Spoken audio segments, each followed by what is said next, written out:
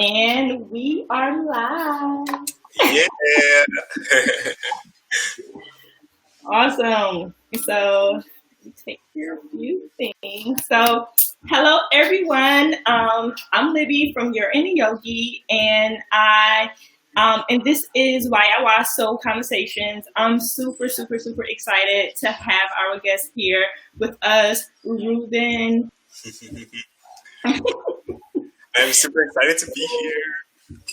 And I like to give everybody just a little bit of a backdrop of how Ruben and I met. Ruben is a traveling yogi. He's taught all around the country, out of the States. He's an amazing teacher. And a few times, Ruben reached out and was a guest teacher at Your Inner Yogi. And it's so interesting what I love about the way our relationship has built, Ruben, because I think this has been maybe it's a couple of years now, right? Yeah, it's been about at least two. I want to say 2 years that we've been like in contact and hanging out. and it's so interesting for me personally. The first time we met, I know we had a little bit of a hiccup, just from scheduling conflicts and things of that nature. But instantly, when we met, it was like an instant draw. I think to me, it was kind of like like the battery, and it was this instant draw, and I felt it. And we acknowledged each other with this sense of respect, but we really didn't tap into that space. I think not too much until after you taught the class. Yeah. And then it feels like from there, it just started building. Like each time we connected, we shared a little bit more and got a little bit more personal. And I realized how you and I are very much alike in that way. It's kind of like we're kind of shy. Yeah. No, like it's weird. I don't consider myself to be shy, but in honesty, I am kind of like a little like, okay, like, hi, like, my name's Ruben. How's it going? And then I open up and I'm like, not shy at all. I'm like, yeah. And then it was like this cup and we just kept pouring in and I started learning more and more about you. And I was just like, oh my God, I love Ruben. And one of the things that inspired me about you most is this sense of free spirit, this free spirit that you have, but it's like this free will and vulnerability, because I feel like to be a guest teacher and you taught at so many studios, you're exposing yourself to new people over and over and over and over and over again. But then from these interactions, these experiences that you have with these people, you build true, valuable relationships, and I just love that about you. Yeah, definitely. I definitely consider myself a roamer, a free spirit. I'm popping in and out of countries here and there randomly. I mean, COVID right now, so I'm not moving for a little bit. I'm keeping myself grounded. And you're in Canada right now. Yeah, I'm in Quebec City, actually. Well, in this exact moment, I am in a place called Cap Saint Ignace, working on an orchard. Yeah, like with trees and pears and plums. I was picking plums all day today. Yesterday, I was picking pears all day. So, yeah, I'm always like on the move, doing my thing. But definitely one of the things about being a free spirit and a roamer is the ability to meet so many people and have my heart so open. And like, I think we've talked about this before. It's just like having your heart on your sleeves all the time as a yogi. It's sometimes hard and it's taxing, especially when you're holding space for people. But that's the thing that we're here for. It's like I chose this life. I chose to have this like openness and to be a roamer and to see the world and meet people from all walks of life, It's like, it's the thing. So why yoga? What does yoga mean to you? Well, If I may, I'm going to start with this. Yoga is the thing that kind of helped me. I haven't shared this much on social media, so this is it's a big step for me. But in 2012, I had a surgery on my left leg that left me barred to a wheelchair for 9 months, and I had to learn how to walk all over again. It took 4 months to learn how to walk.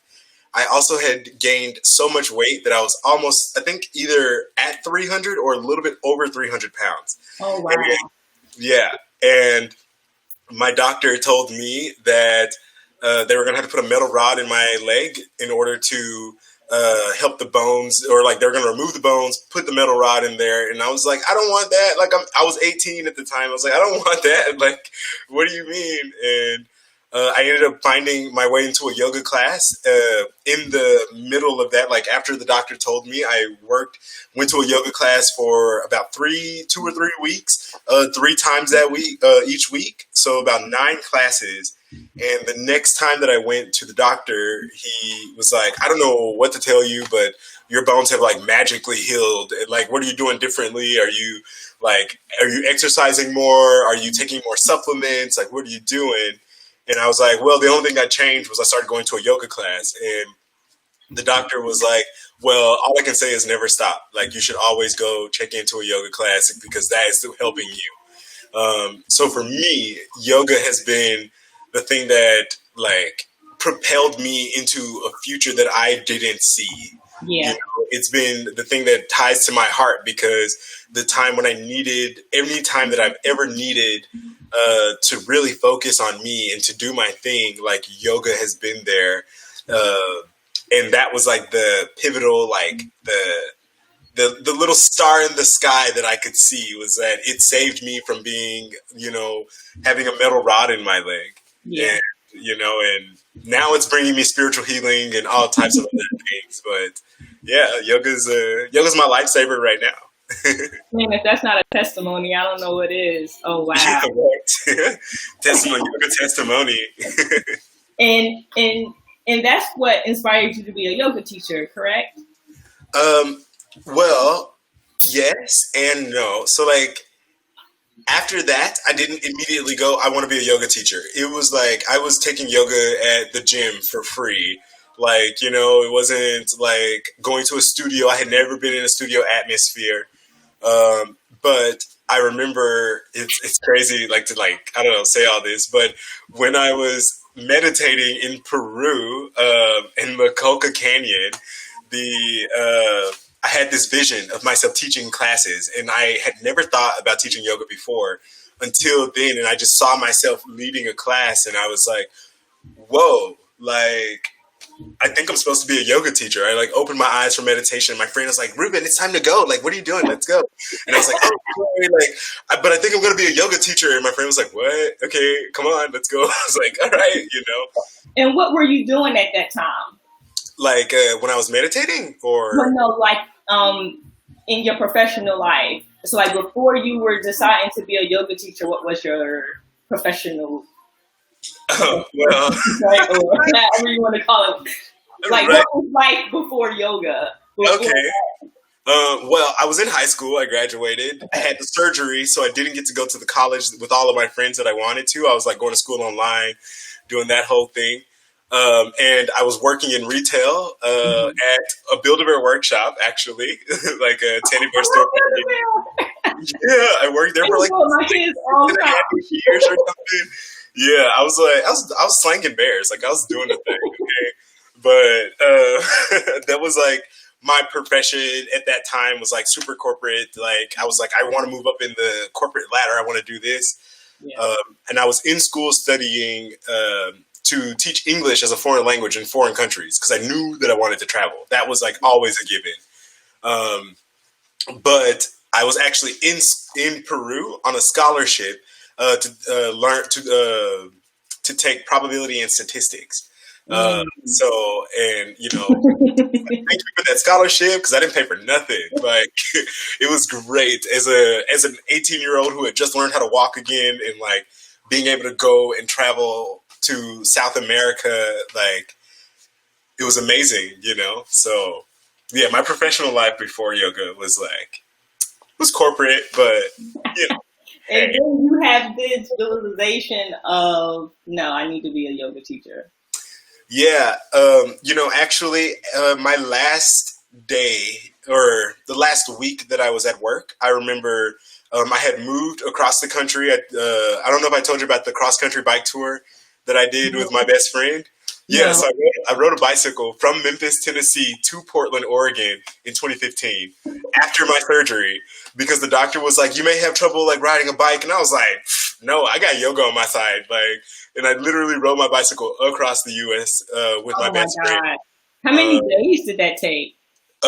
Days, I'm not. It took us 2 months exactly. We left on June 1st and arrived in Portland on August 1st. Oh wow. Mm-hmm. Oh wow, Ruben. Yeah, we were like camping You're the always whole way. amazing. Like every time we talk, I promise you, it's always something new. It's like always something else. You're like, no, I got it. I know, like Ruben's been to Guatemala, he's been here, and then you like pop another one. I did not know you rolled across country. When you're rolling my sleeves, I might have more tricks up there.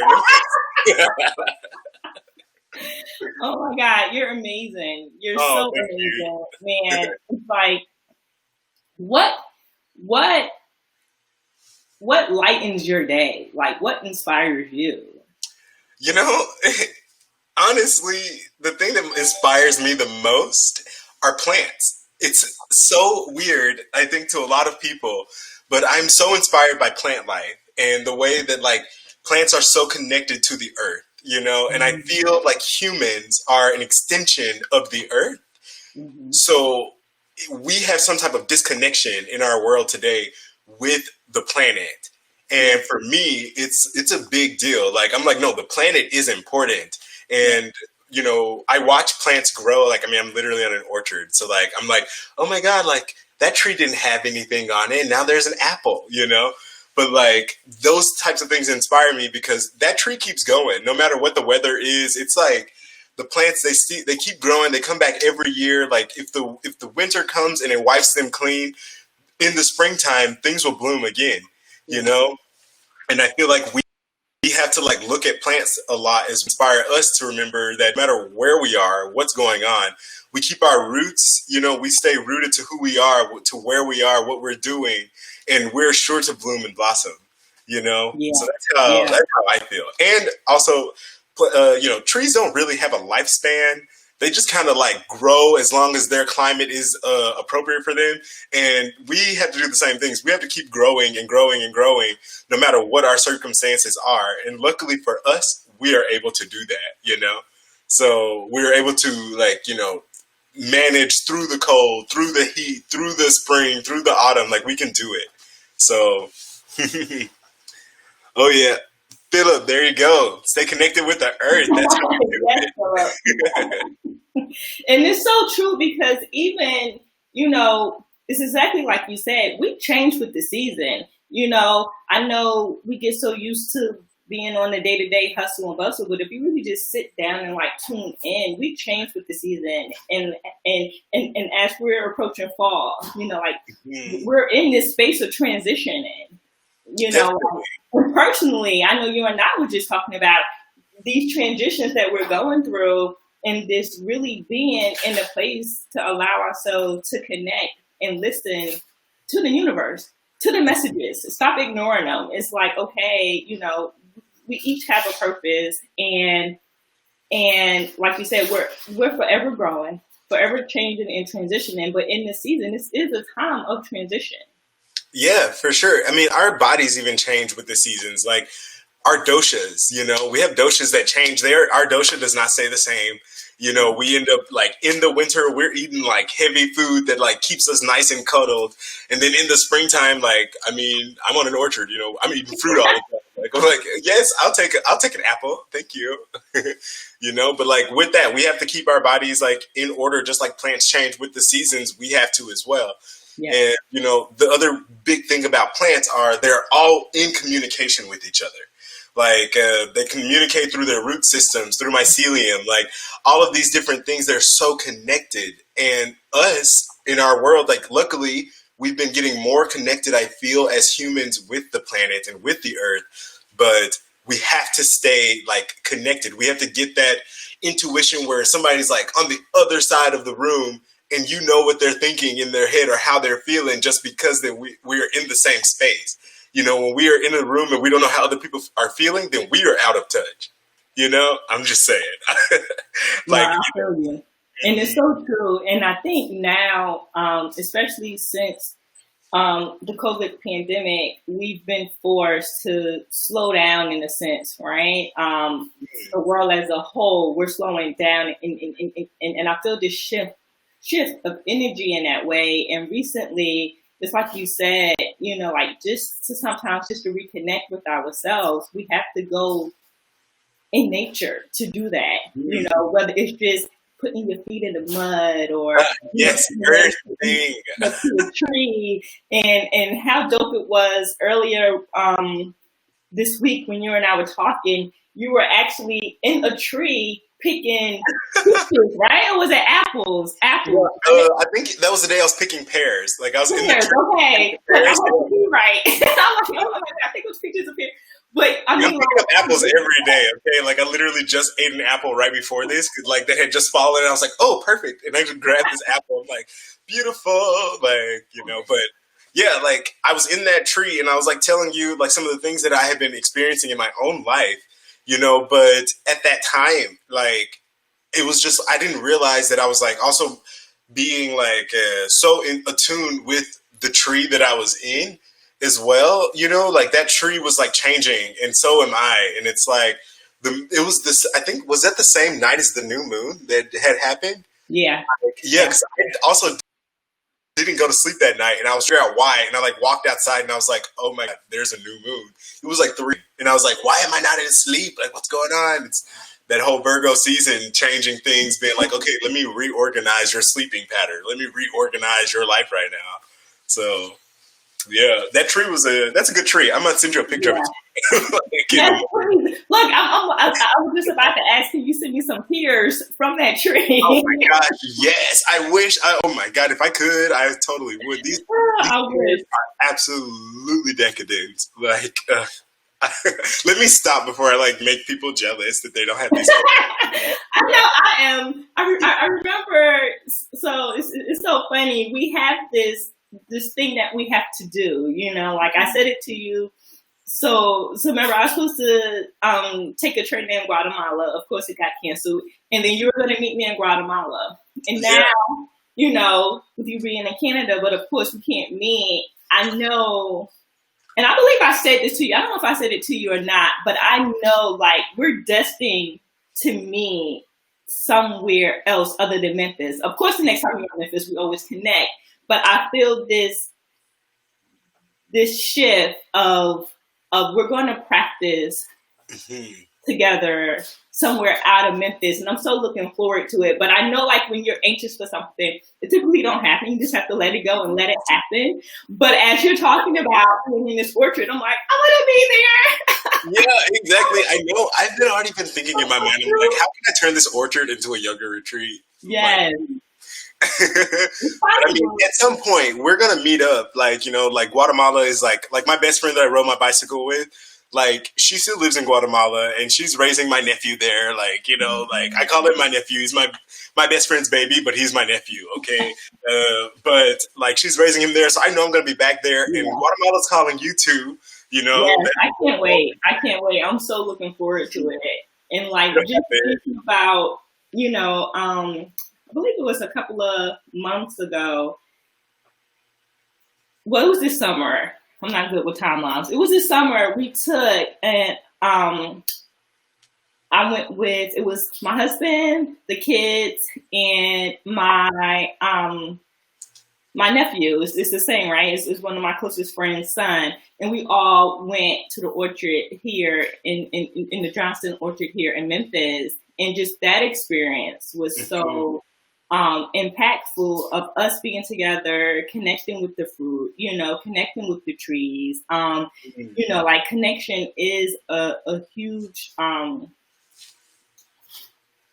it's needed in so many different ways, you know, whether it's person to person, you know, us connecting with nature. And And I believe, like you said, it's one of the best ways to stay connected with ourselves is by connecting to nature. Right? Yeah. You were rewording that in the perfect way. Like, of course, always, as you do. But like, whenever we're like connected with nature, nature connects with us. So like, when our hearts need to be healed, and you're sitting down on an orchard, you're eating your apples that just fell out of the tree, you're looking at the ground and it's dirty and it's muddy. Like, no, put your hand in the mud. See what the earth feels like, because this earth is supporting you. Like, as you eat that apple, know that that apple grew from the mud that you're sitting on. You know, like, it's like we have to be so connected. Everything is so intertwined and intermixed. Like, it's just, yes.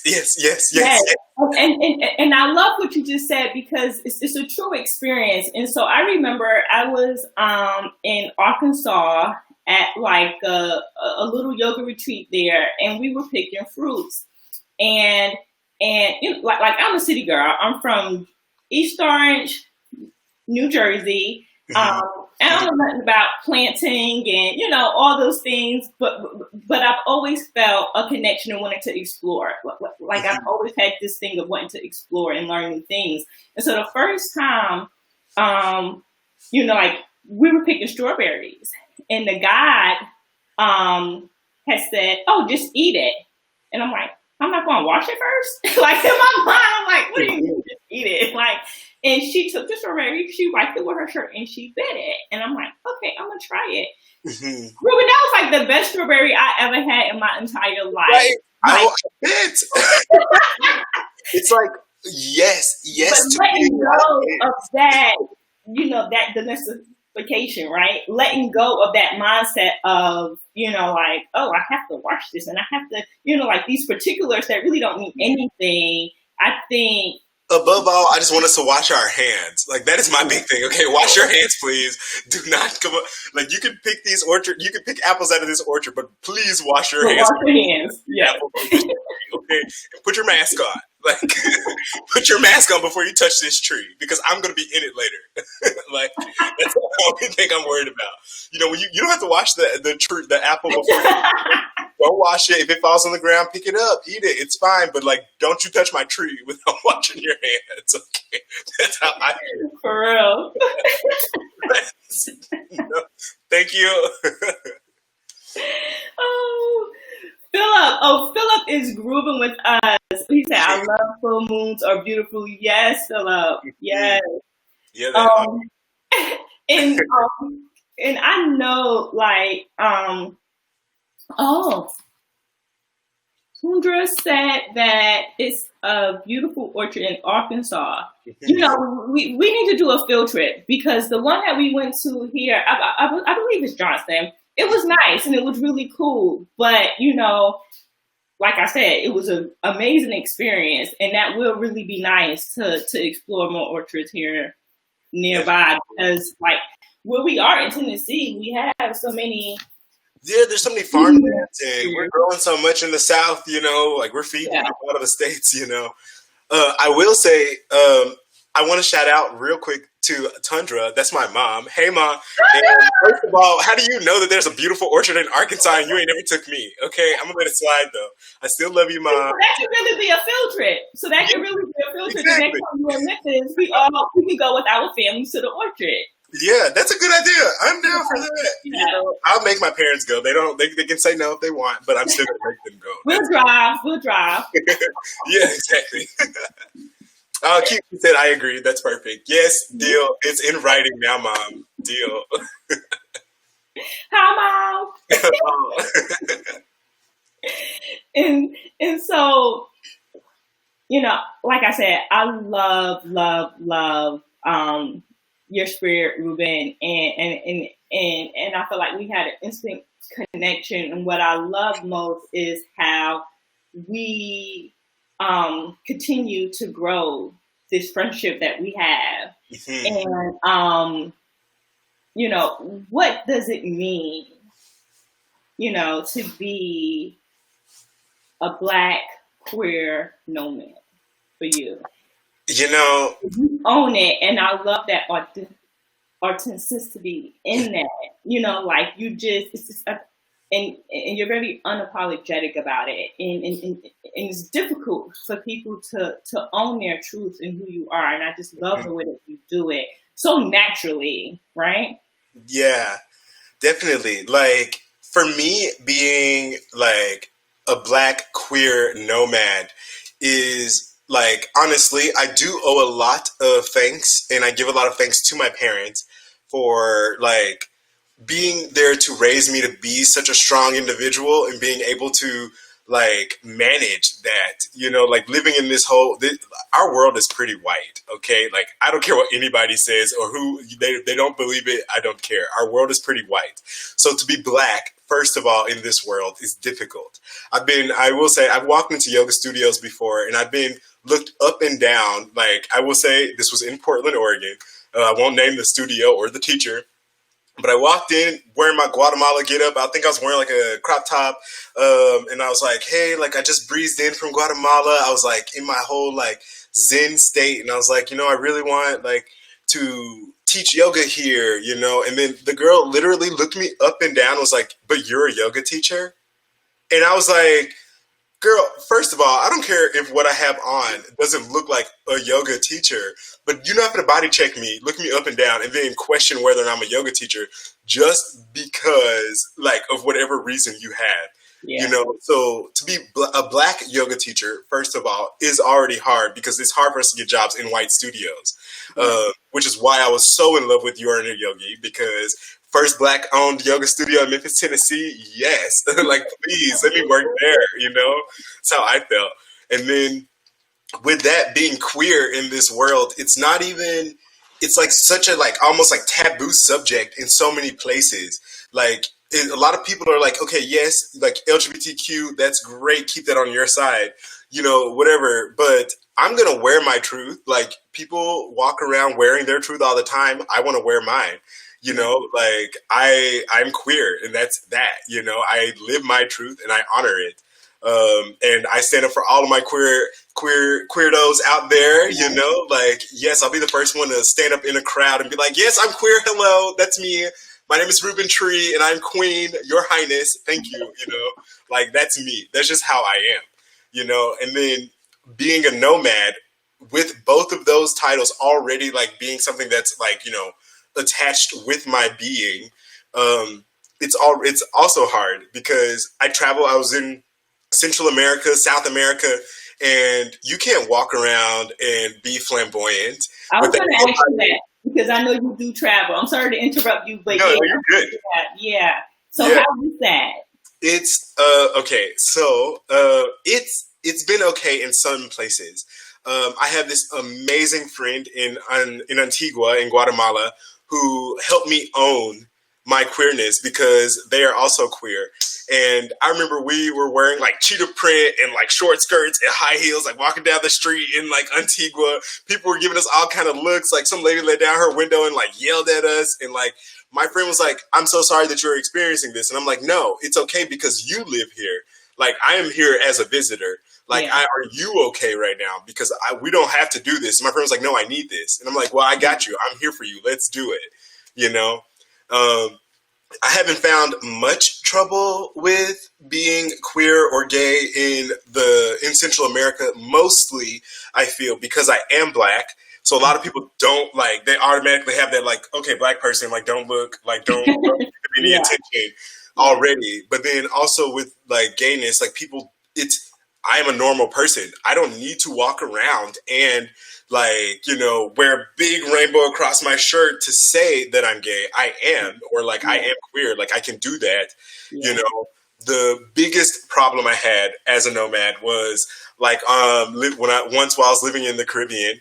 I was in a bar and I was wearing like eyeliner and hoop earrings and a cheetah print bandana, and I was there for ladies' night with a bunch of girls they were like, Ruben, get pretty, like let's go out. And I was like, okay, whatever. And I went, and literally all the guys in the bar were like, I wasn't even talking to them. I was like, I ordered my drink, I went and hung out with my friends, and then literally like people were like, somebody pulled a knife out on me. People were like calling me fag. They were calling me gay, like threatening me, doing all this kind of stuff. And like, I ended up getting arrested that night.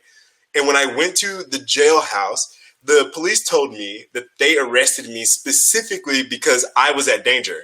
And I was like, okay, why? Well, okay, I appreciate you coming to save me. However, where are the people who are causing the danger? Yeah.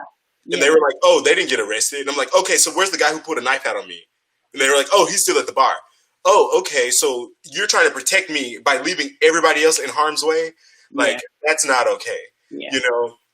And they asked me also, I'm sorry, I'm wrap it up real quick. No, dive in.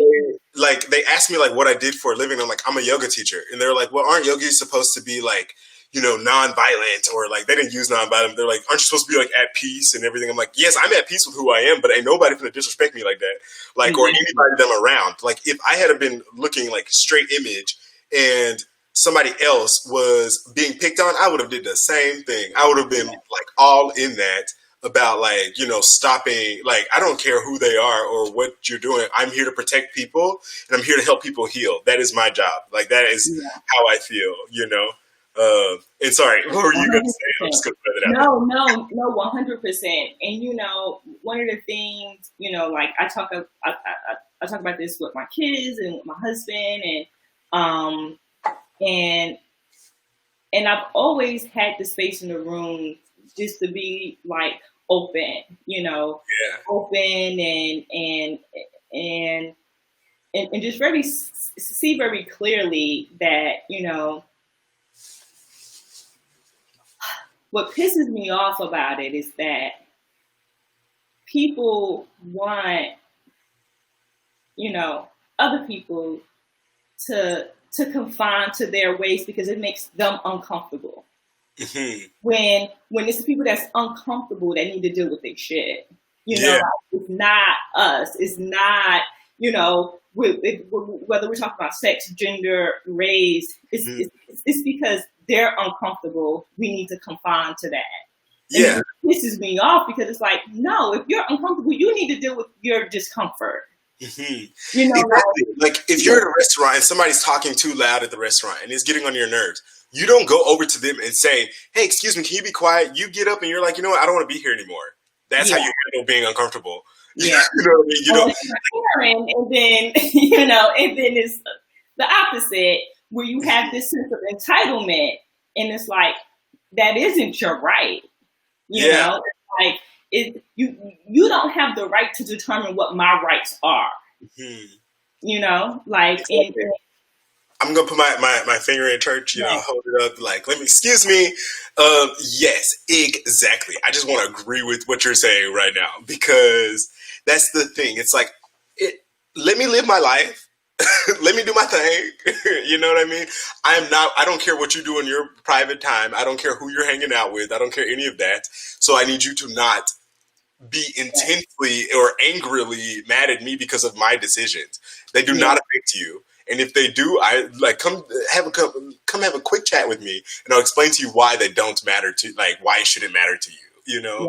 That's just that, you know. And it's the same like in relationships. You know, like when you have your partners and it's like, no, you know, they're trying to confine you in this way, right?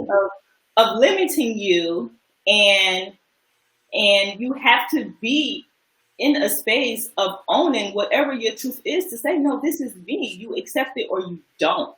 Yeah. You know? And I think it's so difficult for people on so many different levels. I know I may be going from one to another, but I do believe it's all connected because it's like, one, we need to start dealing with our own crap.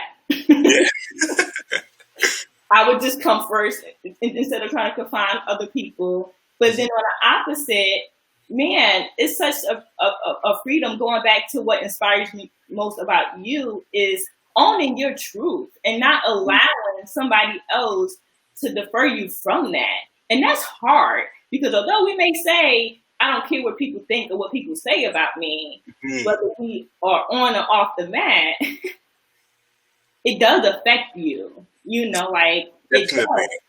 Maybe not on the same levels, but that's something that as a person that's owning their truth that you have to work through. And it's not something easy to work through. So I commend you Oh, well, thank you. You know, like just even that night, you know, like it kind of shifted me, you know, like when you said you got locked up and like my heart got heavy and I felt this shift and I'm like, what the, you know what I mean? Like it, but I think that's the reality of it.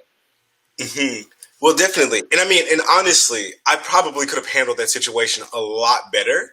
You know, like if I had like just sat with myself, been like, you know what, I'm making people uncomfortable. I can leave.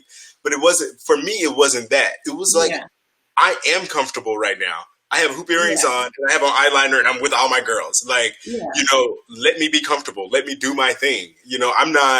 I ain't hitting on nobody. I ain't touching on nobody. I ain't doing none of that. Like, I don't care. yeah. I don't care about you over there, boy. Like, sit down. Don't pull out a knife, Like, that's the thing. But Yeah, he was in the wrong. Like, he was in the wrong. Like, yeah, why did I get arrested? Like, you know what I mean? Like, oh, of course, the only black queer guy in the bar is, of course, the one who got arrested. You know what I yeah. mean? But that's He like, was wrong. yeah. But at the same time, I look at it now and I laugh. Yeah, My friends that were there, like I appreciate them so much because like one of them, like she ended up being in the crossfire. However, she was there to like she was trying to stop me. She was like, yeah, Ruben, no, like don't do this. Like let's go. Like I don't care. We can go party somewhere else, And I was like, no, I'm making a stance. And like she stood with me the entire night. Even went all the way to the precinct, and I had to ask her to like calm down. She was asking me to calm down. I'm like, I need you to calm down. Like it's fine. Like I got this. Like it's cool. Been here, done that. Gay black man from Memphis, Tennessee, of course. Been here, done that. Okay, and but I'm so fortunate to have people who have been such a support for me yeah, in whatever situations that I've been in. I'm also like that's why I said like I'm very grateful to my parents for raising me to be such a strong individual. Like I don't have siblings. Like I'm the only child.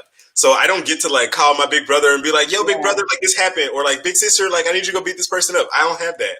Like it's always been me and I've always had to like sit with myself and be like this person of like, that's part of my coming out story actually was the wheelchair. When I was in the wheelchair, I was with myself for so long. I had to like, I processed so many things about like, I had no option of leaving. I had a car, but I couldn't drive it. I had all these friends that I couldn't see. I was forced to sit with myself and say, you know what, actually, I'm forcing myself to be a certain way. And actually, I'm pretty queer. Like, I think that this is what I would rather do. And like, ever since that moment, I've been so proud of myself and very and that's okay. I feel for us to be proud of ourselves. Like, I am special. And that's one thing I teach in my class as well. I tell people, be proud of yourself. Tell yourself the nicest thing that you need to hear today. You be the first one to say it, It's like, that's just like that whole air about it, And so speaking of your classes, and for me, I love your classes. Yoga is very much a spiritual practice for me, and your teaching is very spiritual. Like your classes are challenging, and but the way that you open up the body is kind of like you're a poet, and I love your classes. If I didn't say that already. And so you can say it again. It makes me feel good. Yes. And now that we're virtual, I know you're teaching at multiple studios. So of course you're teaching at You're in Yogi. Yeah, of course. That is a Thursday mornings at 7 a.m. So I'll shout that out. But where else are you teaching? All right. Well, I'll just go through a quick list of like my classes and things. So with Your Inner Yogi, you already know it's slow flow at 7 a.m. every Tuesday and Thursday. And I'm also teaching at downtown Memphis.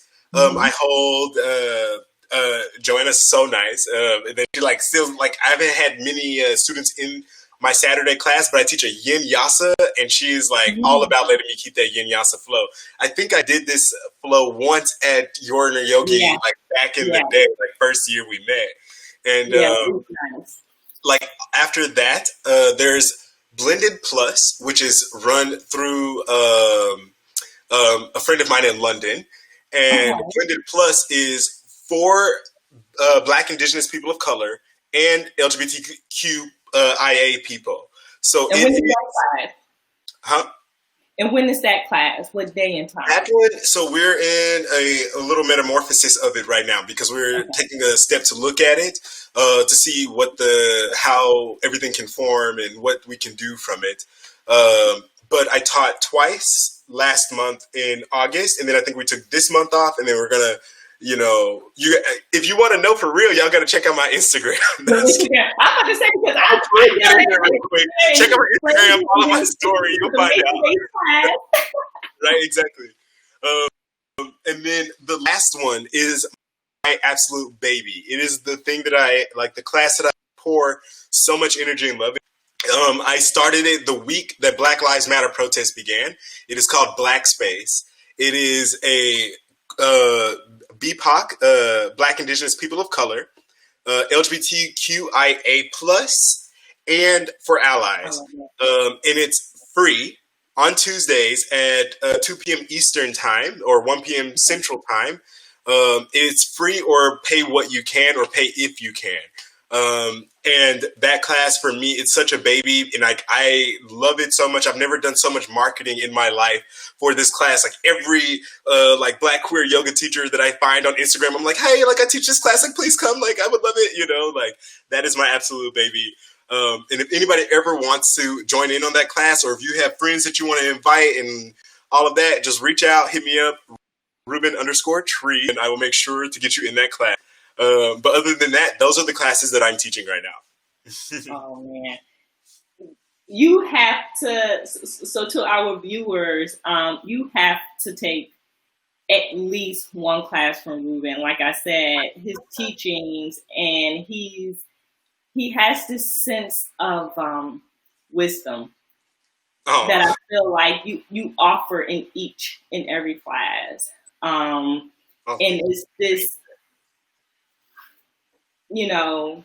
deepened sense of connection that I know that is just so rewarding. And I'm super excited about your recent project. I'm going to tap into a class. I'm going to have some things shifting with my schedule that I know you and I personally talked about. So I should be working from home a little bit more. So during the lunch break or something, I should be able to tune in because I'm a huge supporter of the LGBTQ and community. And so just to be able to contribute in multiple facets and ways, especially during this time, I'm definitely going to tap in, and I encourage everyone else to do the same. What's next? Well, right before I answer that, I do want to say, you said that earlier, I heard you say that there's a little bit of poetry into my teaching. I want to throw out that I do write poetry, or I did it in a while in the past. It was my thing. In my class is always, because I consider poetry to be such an art, and I consider yoga to be such an important art for us. It's poetry is of the mind, and yoga is of the mind and body, and of the breath and spirit, and all of those things. And I love to intertwine them. And I just wanted to point that out. So anybody who's interested in visual yoga classes where you are listening to the imagery and the sounds of the things that I say, then saddle on up, pull on up, and roll up at my rodeo, and I'll show you how it's done in a yoga class with Ruben Tree. But what's next is, honestly, it's up to the universe at this moment. Through the month of August, I went through such a big metamorphosis phase with that whole Leo moon. We've talked about that before. And I have been meditating on the release of control, and that I cannot control the situation. I'm just letting things flow as they come and as they go. Honestly, I'm hoping that I can teach a retreat sometime in 2021. 2020 was supposed to be the year, okay? And then COVID turned all that off. COVID was oh, you want to teach a retreat? Skirt? No. So, let's hope, in 2021, I'm setting that manifestation in there. Hold a retreat sometime. Mm-hmm.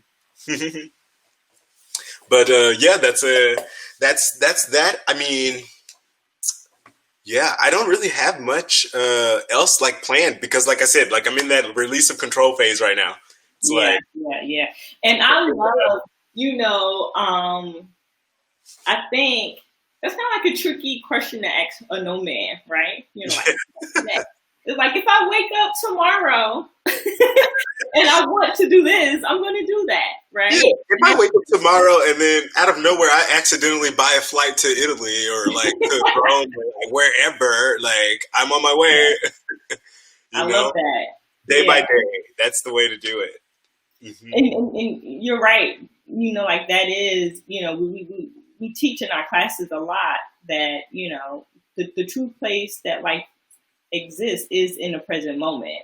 And so although we spend a lot of time, you know, dwelling on the past or, you know, or stressing about tomorrow, you know, it's this fight between worry and stress where it's really unnecessary because Yeah. if you stay within this present moment, you know, like everything else will just beautifully Well, fall it's into like place. beautifully just meshed together. You Yes. know, like when we release control, it's crazy. Like speaking of that meditation, like I've told you, like I've been like last month was like the craziest month I've had this entire year. Like I was like fine with like okay, like COVID happened, okay, like I can't teach in a studio for a while, that's okay.